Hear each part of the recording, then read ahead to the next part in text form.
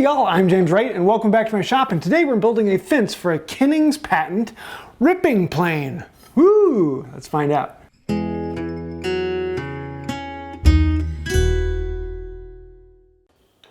Here's the plane we're going to work with, and you can see how this is not a normal plane. The blade is not a normal blade. That's because this is a ripping plane. It actually is designed to rip thin boards down to stock, particularly things like drawer bottoms.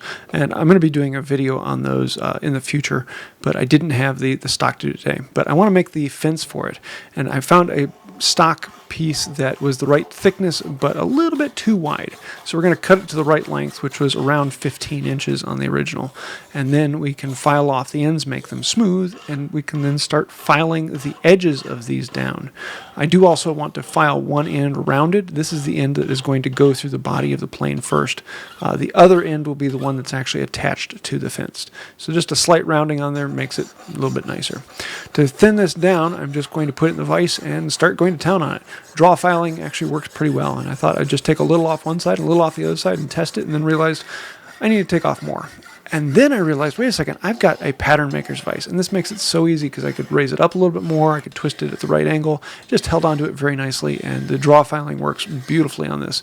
So I could take it down to the right thickness until it slides in. I want to give it a nice smooth surface. I don't want it scratching up the inside of the plane. And just like that, it slides in. You can see how this screw will lock down, and it holds it in tight incredibly well. There's no movement on it at all. For the fence itself, it was originally made out of a fruit wood, but I don't have any in stock, but I did have this beautiful piece of mahogany that happened to be the right thickness. And so we're going to work with this. Mahogany is probably a bit soft for it, but not too far off. So I'm going to start by jointing one edge and make sure that that is true and clean and, well, jointed. Now that I have an edge that we can reference off of, I'm going to cut it down to length. It's around 6 inches long, and just want to cut it to length and width. I'm taking it off of measurements of the original piece that I was actually able to measure at the MWTCA meet. So we're going to rip this down first, and I'm going to rip it down to the mark. I don't want to waste any of this because this is 100-year-old mahogany. Beautiful stuff. Amazing to work with. And so I'm just going to cut it down and take this notch out of it, trying to save as much as we can. Once we've got this off, now we can start actually figuring out how do we want to make this. There is a rabbet that is cut into the edge of this, and that has a piece that will then fit underneath the plane in case you need to make thin strips. The original fence was moving in and out, and so it stopped a 1/4 inch away from the blade. So you couldn't cut any stock thinner than a 1/4 inch, but rarely, why would you need to?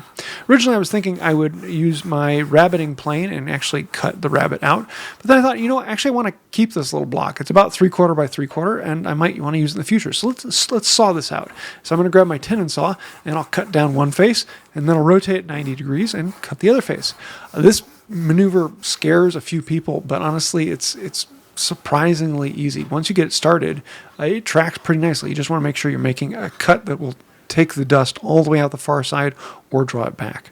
There's a little bit of junk left in the corner afterwards, and one of these was slightly off of square, so we're going to come back in and clean that up and give it a nice, clean, true edge. Now, I was thinking originally, I'm going to actually do all of the molding on this and make it look like the original, but honestly, that's just not me, and so I wanted to put my own flair into this. This is my interpretation of what I want to hear, and I love chamfers and 45 degrees and edges on there. I like that geometric look. And so we're going to cut this down rather than molding it in. We're going to cut it into a geometric shape. I'm going to use my miter square to lay out the miters on either end and then cut them through. And then we can come with the plane and get rid of all the saw marks. And this is one of those steps that was really pleasing. As each stroke goes back, you can see some of the grain showing through, and you just go until it all disappears. Happy. Oh, I just love the feel of that. And with a good plane setup, especially on 45 degrees, the grain comes out beautifully. We're going to start smoothing out some of the other edges. I'm going to add some chamfers to it. I was thinking, I'll add the chamfers afterwards, but I realized I actually want the steel rod to go through the chamfer. So I want to file it off to match the chamfer. So it's much easier to do the chamfer on the wood first and then make the steel match that. So I'm going to put that on all of the outside edges, as well as any edge of the board that will come in contact with future work. I want to have a slight slide on that. Speaking of the steel rod, we need to put that into the face of this fence, and I want it to be in the middle. So we're going to use our dividers to find the middle and lay a mark across this. And then I realized I'm just going to eyeball this. We're going to put it on that middle mark, and I'll mark off of either side and get it roughly close to where it needs to be. We'll continue those lines all the way across, and now we have something we can cut down to. I will also use a marking gauge to take the thickness of the rod and put marks to know how far down to cut, but I can use a saw to cut down either side down to that line, and then we can remove the waste with the chisel. And yes, I love this part where you get to pop off the big pieces with the chisel. I'm taking it really close to the line, but I'm not taking it all the way down to it. I'm going to do that last little bit with the router plane. But you come in from one side so you don't blow it out, and then you can flip it around and come in from the other side and clean it all the way out and get a nice, clean, smooth, happy edge. Very, very pleasing. And I want it to be really good and tight. And like this, it's a little tighter than I probably should have made it, but honestly, it all worked, so we're good. But I'm not going to take it out. It was in there pretty well. I want to use a set to mark a few holes so we can put a couple screws in this. The original ones had button heads on there, but I decided I wanted to do a flat head on there. So we're going to drill through the steel, not into the wood yet. And then we can come in with the countersink bit and create a countersink recess for the head of the screw. Speaking of the screw, just a couple of these. I would have loved to put a flathead in there. It just feels a little better. Maybe a piece of brass, but no, these are actually the right size. And so rather than running to the store and getting something different, I decided to use these. Speaking of the chamfer that we did earlier, I did the chamfers first on the wood so I could bring back the file and make those match. Then we're going to come in with a finer and a finer file until we get a nice clean surface, and then we can transition from the metal into the wood and get that very happy feeling. I just love that fit. Very, very pleasing. Now let's see if this thing actually fits. We can slide it in here, and that fence should tuck right underneath the body there, and then you can lock it in at any point along this fence. And just like that, it's functioning. But that's not good enough. We need boiled linseed oil. Otherwise, it wouldn't be done.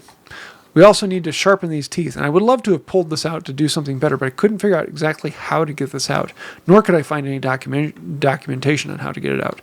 Even the patents really didn't cover that very well, so we just sharpened it in the body. For boiled linseed oil, I'm using boiled linseed oil. Surprise, surprise. You put it on, you let it soak up as much as it wants, then you wipe off the excess, apply some paste wax after that, let it sit for a little bit, wipe off the excess on that, and it's done. I love it for hand tools, and it just looks gorgeous. I'm really, really happy with how this came out. Now we're going to have a little bit of fun playing with a bit of history. Happy. So there you have it. This is a Kenning's patent gauge ripping plane.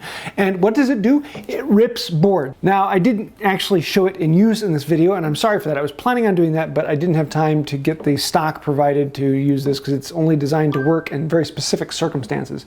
But hopefully this coming Thursday, I'll have a video actually talking about this, explaining some of its history and showing it in its use. So stay tuned for that fun. But I know a lot of you are going to be like, oh, you didn't make it like the original one. And the original one had all these cool designs on there. Looked really, really pretty. But if you know anything about this channel, I don't do a lot of historical restorations. That's just not what I'm interested in. I want something that is the style of me, but I also want it to stand out and be very obvious that this isn't original. This is something that I made to make this functional again, but I still put my own feel, my own design, my own shape into it. I wanted something that was still fun, but functional.